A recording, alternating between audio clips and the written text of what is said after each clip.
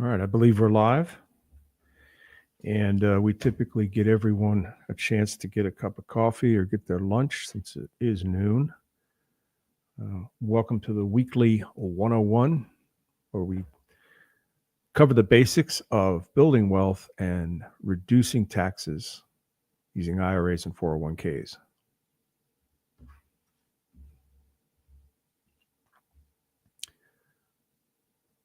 Yes, we'll get started. First, the lawyers have to have their say. We don't provide any investment advice. We can't recommend, endorse, or promote any investment products. So everything you're going to hear today is strictly for educational purposes. We urge everyone, whenever they get involved with self-direction, to consult their tax preparation people, their CPA, their attorney if necessary, and to get a team around you to help you with this, because self-direction is self-direction. It's all up to you. But we'll show you how to do it. A bit about us. We've been around for 20 plus years. We're headquartered just north of Philadelphia in Ambler, Pennsylvania, commuting distance to Center City, Philadelphia. We currently have about 8,500 to 9,000 clients. I can't keep up with it. We get new clients all the time. And we've got about a little over $1 billion, that's with a B, in assets under management. We're one of about 40 companies in this business. We're big enough to get anything that you need done, but we're small enough to answer the phone. That's our call. That's our calling card. We have a reputation for good service. We get a lot of refugees from other custodians, and we're happy to have a home here for anybody who's doing self-directed investing. I spend most of my time dealing with private equity, private lending, and venture capital people who raise money. And what I do is smooth the way for them and demystify this and make it easy for them and for you as an investor. We're really big on education. So in addition to what we're doing here today, we have a library of podcasts and webinars that cover almost every aspect of self-directed investing and all of the asset classes that you can invest in and how to go about doing so. So you visit camaplan.com, that's CAMAPLAN.com, and you'll find lots of resources there. The company was founded by two third-generation real estate investors, a brother-sister team, hence the name CAMA, Carl Fisher and Maggie Polisano. And they have a hands-on presence that after 20 years, they are running the company directly, day in and day out. So you are dealing, in effect, with the founders when you deal with any of us. Carl, his background is a rocket scientist, an actual rocket scientist, who worked for NASA on the Space Shuttle program before discovering the self-directed investing and building Camaplan along with Maggie, who had a background in Fortune 100 IT. Those are the systems and platforms necessary to run businesses and handle transactions. And so she's built our infrastructure. So we like to say this company was founded by investors for investors, and that's pretty much the case. So a bit about what we do. The IRS requires a third party. Whenever you have an IRA or a 401k, you need to have a custodian and an administrator, and that's what we do. We're a neutral third party. We don't, again, as we said, the disclaimer, we don't sell anything, we don't endorse anything, but we'll keep you clean with regard to IRS rules regarding self-directed IRAs and 401ks. That's our forte, and I think we're pretty good at it, so we can help you there. As a custodian, we keep all the records associated with your account. We provide you with tax documentation that you can share with your tax prep specialist. And we also file those documents with the IRS as well. We're used to working with your team of professionals. So if you have a CPA or a tax prep specialist or an attorney, we're happy to get on calls to answer questions that they might have about what they're doing. After all, what you're doing here is part of a bigger financial picture, and we don't have all the pieces in front of us. So we want to fit into whatever it is you're doing to build wealth and, of course, reduce taxes. So it's not unusual for us to be on these calls. We're happy to do it. Don't hesitate to ask. What we're going to talk about today is we're going to cover the different types of IRAs and 401k accounts and what they're used for. We're going to talk about different types of investing you can do. There are rules, this being the IRS, about what you can and cannot do. And so we're going to go over some of those. And we're going to show you why why those rules shouldn't be a prohibition to getting involved in this, because the payoff is substantial in terms of tax savings and in terms of building generational wealth with either a tax deferred or tax free account. We'll look at an actual investment inside of a Roth IRA and compare that to the same investment using non-IRA money, so you can get an idea of what the impact would be of investing in this way. Then once we've covered that, we'll talk about how the process works. In other words, if you wanted to get started, what would you do today? We make this thing easy for you, and I'll show you how. And then we have some resources we'll leave you with. So some downloadables. And again, we welcome questions. I've got a little sidebar over here that has questions that people type in. Feel free to do it. I'll answer them on the fly. I may save one to the end, but don't hesitate to pipe up. I hate listening to myself drone on and on, so it'd be great to have an interruption. So let's get into it. Now, self-direction is an interesting term. A lot of the big brokerage houses use it because, in a sense, you have self-direction in terms of listed securities. That's stocks, bonds, mutual funds, ETFs, shares of mining shares for gold and silver. You can trade shares on any market anywhere in the world. And to that extent, you do have a high degree of self-direction. But what we offer is the ability to invest in everything else. They focus on listed securities. We focus on what are called alternative assets. And that includes everything from apartment buildings to shares of a business to intellectual property, oil, gas, and mineral rights. We've even got a guy with a dump truck in his IRA because he leases it out to construction companies. So it's a form of mobile rental property. So self-direction does mean self-direction. I pointed this out earlier because it's up to you to do the due diligence, you to find the investments, you to vet the partners that you're going to work with, and to read the paperwork and make sure that the investment is exactly what you want to do. We're, again, a neutral third party. I don't want to say don't shoot us. We're the piano player if anything goes wrong. But again, self-direction does involve a fair degree of homework, but the rewards are worth it. The key benefit is investing in what you know and being close to your investments. We have a lot of people from the construction trades who got involved in fix and flips. We have a lot of realtors, bankers, mortgage brokers, people who understood one part of the investment puzzle and see this as an opportunity to put their money to work in an area they know best.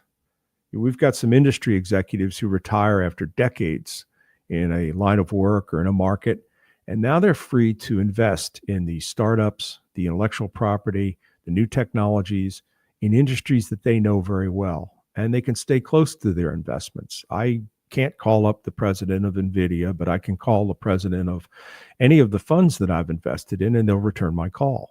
So it's nice to be close to the investments. You can watch them a little bit more, and again, put your own knowledge to work.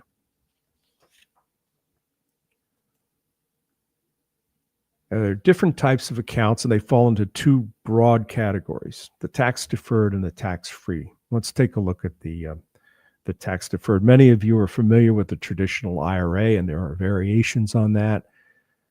For instance, the spousal or inherited IRA that occur when the owner of a traditional IRA passes away. Then below that are four that are designed for businesses. There's the self-employed pension IRA and the simple IRA, which enable you to put retirement plans on top of the businesses you own. Then we have the defined benefit plan, which is what everybody used to remember as a pension. They still exist. They still are around. And the defined contribution plan, which is the 401k. Now, the way these accounts work is that the government subsidizes, or the government encourages you and incentivizes you to put money into the accounts. And many of you are familiar with the tax deduction that you get when you put money into a traditional IRA. So the government is in effect subsidizing seeds that you will plant, and you will water those plants, or you'll pray for rain. You'll deal with blight. You'll harvest whatever it is you've grown inside that account. You'll take it to market and sell it. And in return, because the government subsidized your account, they were going to want a piece of it. So at a certain point, it's age 73 now, you will be forced to take distributions. You can take them as early as 59 and a half, but you'll be forced to take distributions, and you will pay tax on any distributions at the same rate that you pay income tax in the year that you take your distributions. So again, you're subsidized and encouraged and incentivized to put money into these accounts. You'll do the work and you'll grow your investment. But as the money comes out of your account, beginning at age 59 and a half, and a hard deadline at age 73 to begin taking money out, you will pay taxes. Those are called required minimum distributions, by the way. So you'll pay taxes on them whenever you take them out, but you will be required to start taking them out at 73. On the other side are the tax-free accounts, and we like these. You may be familiar with the Roth IRA, but there are other IRAs or types of accounts that are similar and perform similarly. The health savings account, which is for high deductible health plans, the people who have high deductible health plans, and it enables them to save to cover expenses not covered by their health plan. There's the educational savings account, which allows you to save for children's educations, be it college or trade. And then there's a Roth-like version of the 401k that you can put on top of a business. Now, the difference here is that you're not incentivized at all. These are all after-tax dollars that you will put into these accounts. And again, you'll plant the seeds, you'll water the crop, you'll pray for rain, you'll deal with blight, you'll harvest it, you'll take it to market. But the key is you get to keep it all. Probably the best example of this is Peter Thiel, who put his PayPal shares into his Roth IRA and has somewhere north of $1 billion with a B, $1 billion in his IRA, his Roth IRA, that will never be taxed. So no capital gains. So these are great vehicles for investments that grow and grow fast and grow large, because you will not be paying any income tax or capital gains tax on the way out as you begin to take your distributions at age 59 and a half. So we like these a lot. And then again, there's no required minimum distributions at age 73. You can leave it in there and turn it over to an heir when you pass, or take it all out the day you hit 59 and a half and go buy an island or a jet plane. So again, no taxes. The list of things that you can't invest in is blessedly small. It's about a half a dozen items. So the list of things you can invest in is pretty broad. And we're a big real estate shop.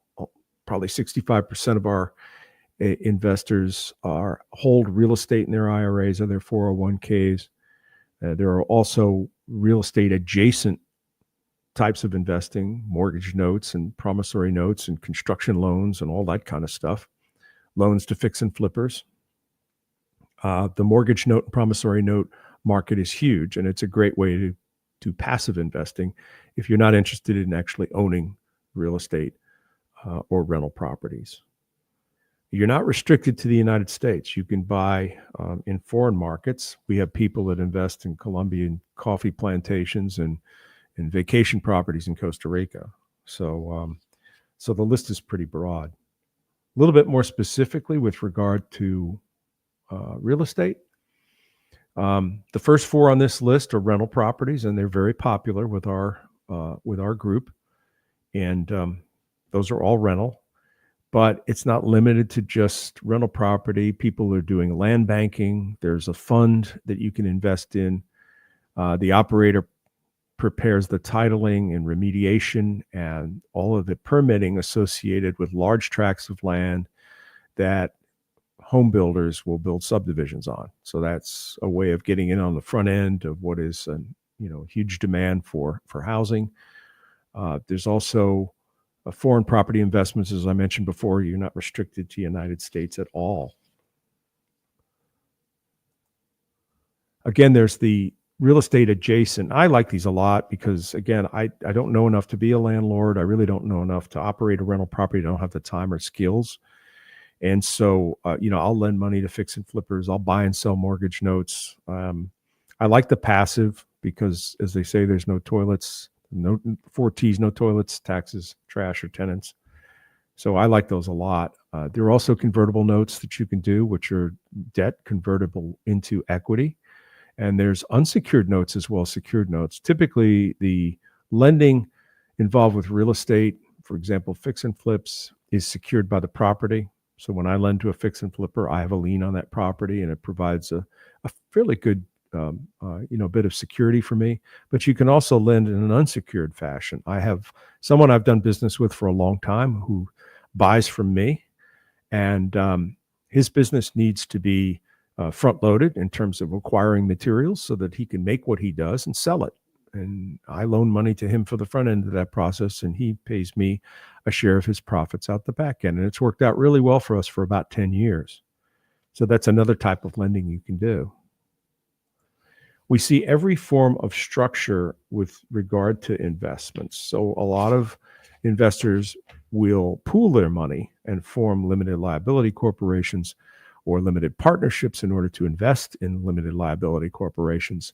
So again, if you're not familiar with these areas or these vehicles, you'll want to consult someone who is a good tax person, a good CPA, or even a lawyer if you were thinking about setting up something like this.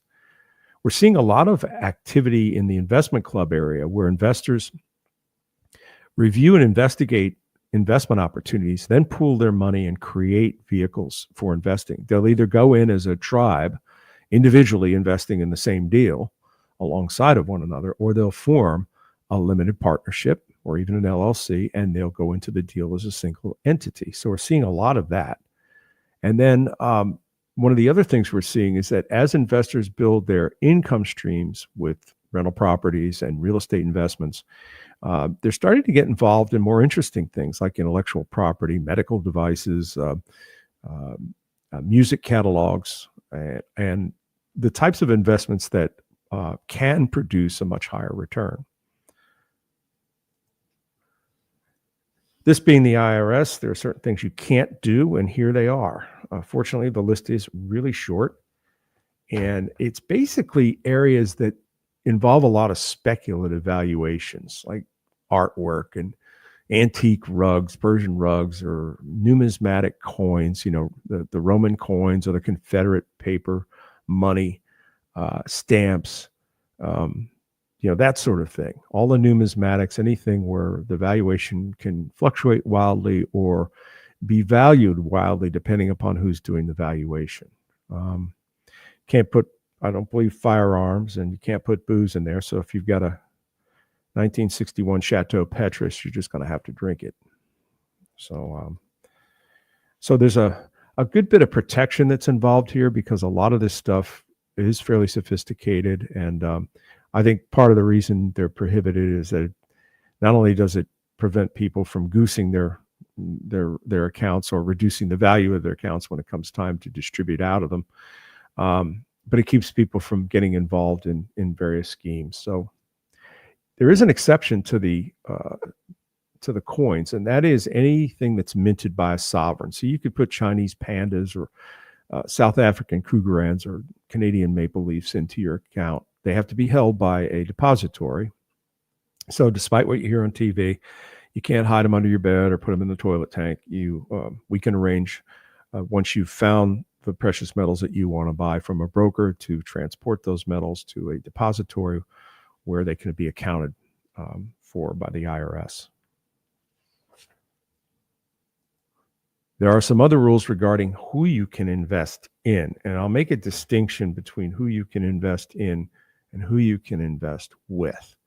Let's take the in first. The people in your linear descendant family, that's all of the stuff in blue here. These are people you can't invest in, and they cannot invest in you. So, for example, I can't invest in any children I have or in any grandchildren I have if they're starting a business. And I can't do that. Similarly, my wife can't loan money to me for a business or invest and buy shares in a business that I own. Everyone else is fine. And so I'll give you an example of two that I've done. My brother just retired. He's a contractor for years, and occasionally he would need to expand rapidly and buy a piece of capital equipment, and I would lend him the money out of my IRA. And as long as I was charging him a market rate or a fair rate, that worked really well. He was able to get the equipment he needed without having to go to the bank, and I made a little money on it, and I helped him out. And the same thing happened to his two boys who have their own businesses, and one of them has a specialty steel welding operation. This is for pharmaceutical and petrochemical, very high tolerance. It's, very exacting work.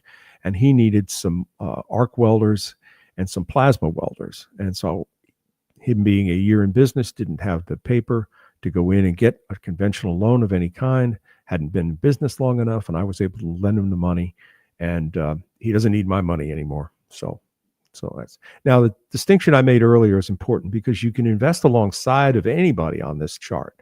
So for example, if I find a mortgage note that I'd like to buy, and I have 50% of it, my wife has 50% of it, we have cash to each buy half of it, we can go buy it together and we can invest alongside. So, that doesn't prevent you from getting involved in investing activity with anybody in the blue squares. It's just that you have to go in as partners. And there's one other area of rules, and basically what it boils down to is no self-dealing. You can't be on either side of the deal. We have a lot of people that that come to us and say, you know what, I've got a house, can I buy it with my IRA? No, you can't. I'll give you probably two of the most prevalent examples are son or daughter is headed off to college, and the parents want to buy a condo, rent out the other 3 bedrooms, and Junior or Missy gets to stay for free, and you can't do that. Right. Other ideas, the vacation property. Some people think this is great. I can put a vacation property in my IRA, rent it out all year, make money off of it, and then go stay there for a couple of weeks. Unfortunately, you can't do it. So you can't be seen to be benefiting from any transactions involving your IRA. And that includes business ventures. You can't own 50% or more of a business venture, or be taking compensation from it, or even be the 5% shareholder that's the spider at the center of the web and really runs everything. So you just can't. About when in doubt, again, go talk to your CPA, go talk to your lawyer, make sure that they understand what you're trying to do. But you just can't be involved on both sides of a transaction. Now, why would you put up with all these rules? Now, it's all about the money. Okay. So let's go up the food chain here a little bit. When you're working, I've been a 1099 guy my whole life. If you're working, you're getting a W-2 wage, you're paying all of these taxes are coming out, Social Security, Medicare, local, state, and Fed tax. And so you're getting to keep a very small portion of what it is you bring in. Now you start to move again up the food chain and you start getting passive income, and that's treated a little different because you're not paying all of these taxes along here that you would as a W-2 or 1099 earner. But when you get into the IRAs, you get to keep it all.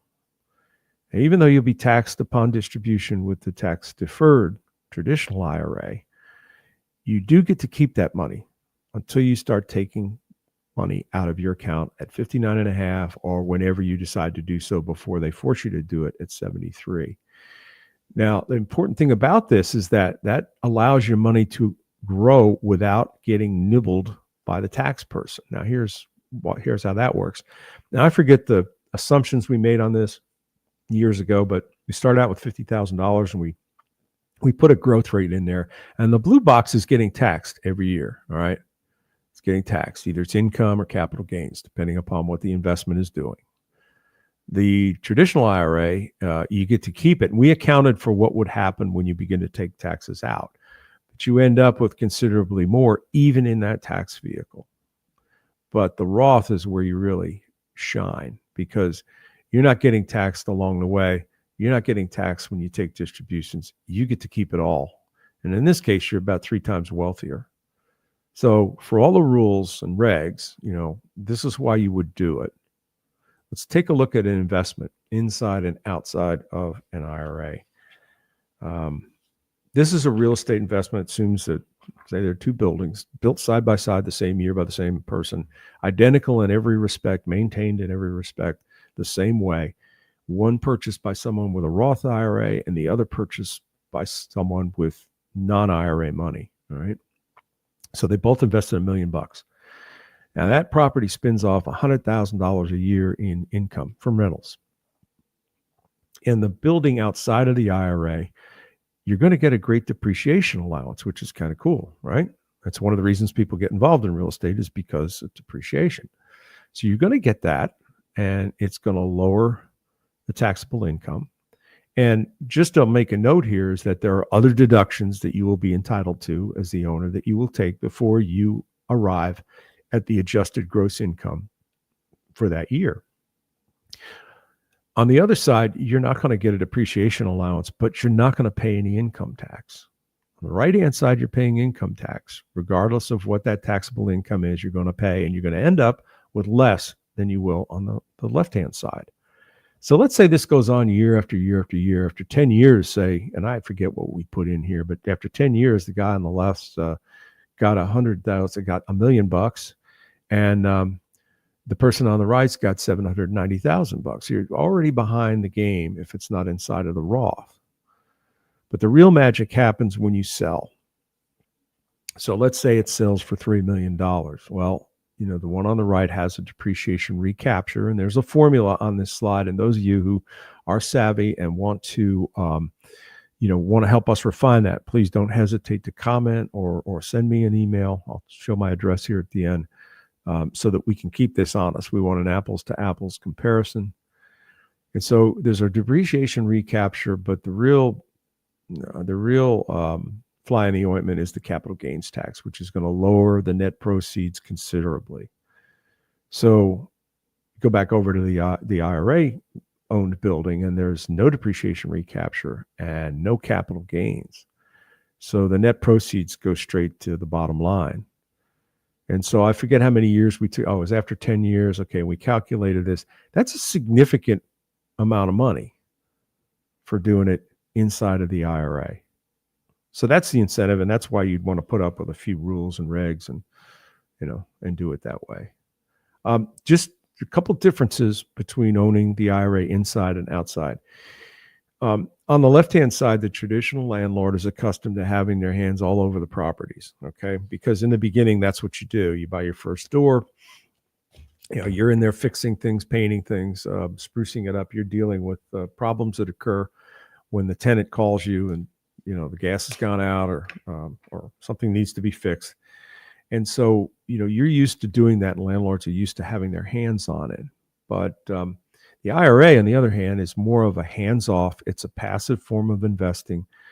The property resides inside of your IRA, and the IRA handles all aspects of maintaining and paying bills with regard to the account and taking income in. So the IRA will pay the taxes. It will pay the carpenter or the plumber or the electrician to go in and fix things. It will pay the maintenance person or cleaning person if that's what's necessary as well, particularly with things like Airbnb. And you'll pay the utility bills unless the tenant is responsible for the utility bills. So it's very much a hands-off thing. You can interview the tenants. You can operate this property as a business, but it's definitely hands-off. And so Carl Fisher, the founder of the company, tells two stories. One about going to his properties. He said, basically, I can't touch anything. So it's like they're going to have to tie my hands with duct tape when I walk through there, because it'll eliminate the temptation to touch anything, which you cannot do. The saying is you can buy the paint. You can choose the color of the paint. Your IRA buys the paint. Someone else paints the house. And that works in the long run to the benefit. If you're going to build a rental property portfolio of any size, once you get beyond a certain number of doors, you're going to have electricians and carpenters and plumbers that you already do business with. So this is a business that becomes much more orchestration and a lot less hands-on. Carl also tells the story of a property he was watching that was going to come up for sale, and he missed the opportunity to bid on it because he was busy saving himself some money painting one of his other properties. So that just shows a little bit of the difference. Again, there are rules and regs, but the payoff is substantial. So what if you want to do this? Okay, we've covered the different types of accounts, all the rules and regs, but the money as a reward for doing it this way. We could really take this thing and boil it down to 3 steps. You're going to open your account, you're going to fund your account, and you're going to make your investment. And if you already have an IRA somewhere and you want to bring funds over to your new IRA at Camel Plan, you can tackle the first 2 steps in about 20 minutes. If you're bringing money over from a 401k or a pension plan, a teacher savings plan, any of those, we'll help you with the steps necessary to initiate the movement of money from those institutions to your new account at Camel Plan. So you open your account, and we'll guide you with that. We do shared screen calls.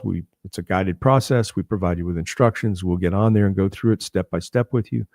And then we'll help you with funding, whether we initiate a transfer over to your new account from one you have elsewhere, or we'll guide you through doing your rollover with your existing custodian. And then when it comes to your investment, you're not necessarily on your own. You're going to pick the investment. You're going to negotiate with the other party, but we'll be at the closing table with you, and we'll review all documentation. Again, we can't,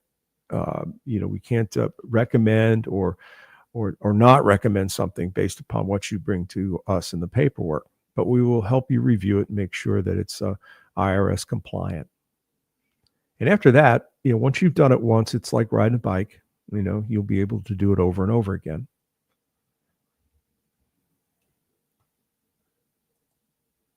Now, we've got some things for you that'll help you understand this a little bit better. Those of you who come to this and say, gee, I don't think I have enough money to get involved. This is a booklet, and if you hold your phone up to the screen, you'll be able to download this booklet.